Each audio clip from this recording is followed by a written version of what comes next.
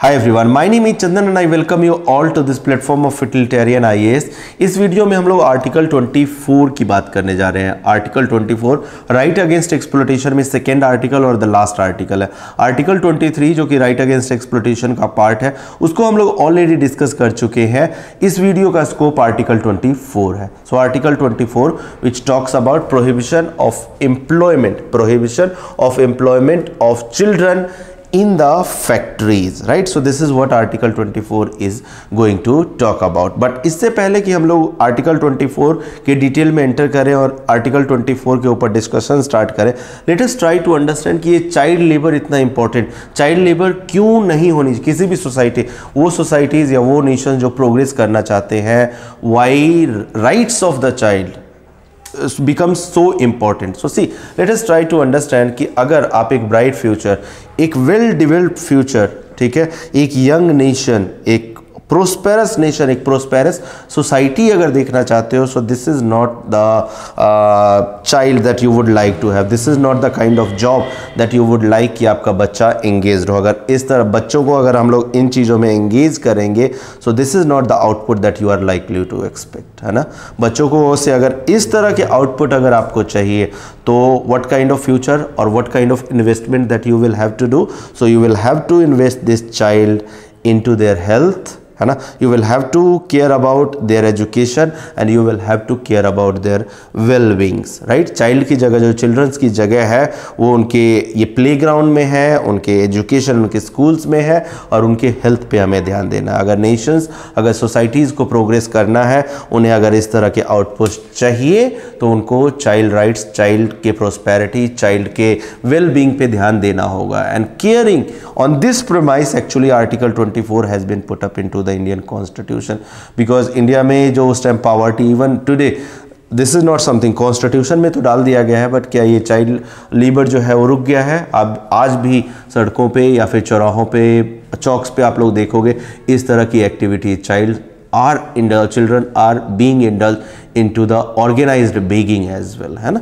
तो इस तरह की प्रॉब्लम्स है और इन्हीं तरह की प्रॉब्लम्स को रिकॉग्नाइज करते हुए आर्टिकल 24 डाला गया। और आर्टिकल 24 में ये बोला गया, no child below the age of 14 years shall be, so below the age of 14 years, original constitution ने बोला कि below the age of 14 years shall be employed और वर्क इन एनी फैक्ट्री और माइन और engaged in any other hazardous employment, है ना।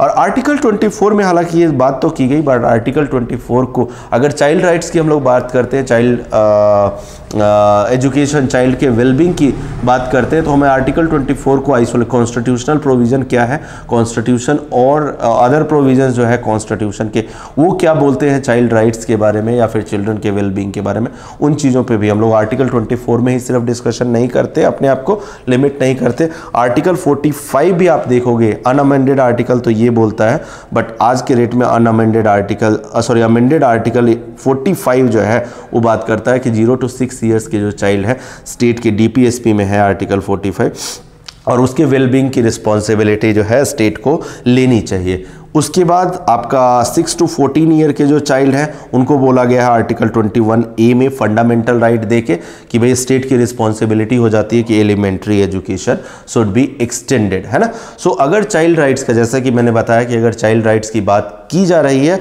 सो we should not be seeing this article 24 in isolation. Article 24 तो इस वीडियो में हम लोग पढ़ ही रहे हैं, बट आर्टिकल 24 के साथ हमें आर्टिकल 45 भी देखना चाहिए एंड आर्टिकल 21E भी देखना चाहिए, है। So this is how we should be looking into various articles.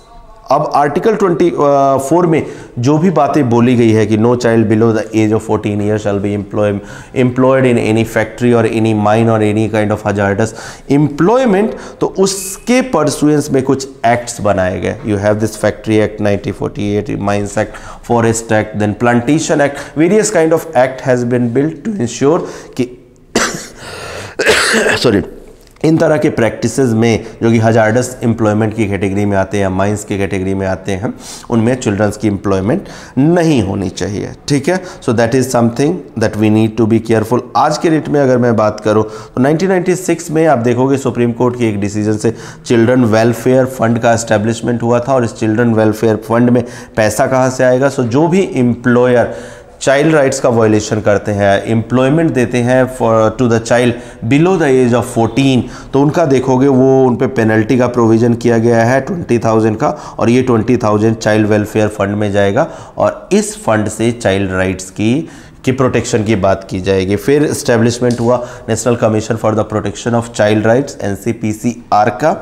And आज के डेट में अगर मैं बात करूं तो चाइल्ड लेबर अमेंडमेंट एक्ट 2016 के थ्रू 2 एज ग्रुप बनाए गए, एक below 14 years and the another group is 14 to 18 years. ठीक है, 14 to 18 ईयर्स को एडोलेसेंट बोला गया और 14 ईयर्स से बिलो को चाइल्ड बोला गया, और बोला गया कि ओनली फैमिली रन एंटरप्राइज में ये लोग below 14 only family run enterprise में काम कर सकते हैं, और वो भी जब वो स्कूल से आ चुके हैं without hampering there education, school भी अटेंड कर रहे हैं। और ये कंसेशन एक्चुअली क्यों दिया गया, क्योंकि इंडिया में ट्रेडिशनल लर्निंग को बहुत इंपॉर्टेंस दिया जाता है ना, जो ये वेल्डिंग वाले हैं या फिर सिलाई वगैरह वाले हैं, तो ये ट्रेडिशनल लर्निंग की कैटेगरी में आते हैं। और बहुत सारे स्मॉल रन बिजनेसेस हैं, MSMEs हैं जो कि चलती हैं। तो यहाँ बिकॉज विद दिस अंडरस्टैंडिंग कि ये स्किल्स बच्चों में शुरुआत से ही आने चाहिए या आ जाते हैं फैमिली के through, right. So with recognition this concession has been given. And then 14 to 18 वाले जिसको एडोलेसेंट के ग्रुप में डाला गया, उनके लिए बोला गया कि they can not be employed into hazardous industry. So this is the shape of article 24 और इनके एग्जीक्यूशन आर्टिकल 24 में जो गोल्स मेंशन है उनके एग्जीक्यूशन के लिए जो वेरियस एक्ट्स अभी तक लाए गए हैं। So with this we are wrapping up article 23 has been wrapped up. Article 24 जो कि इस वीडियो का स्कोप था वो भी रैप अप हो गया है। अब हम लोग राइट टू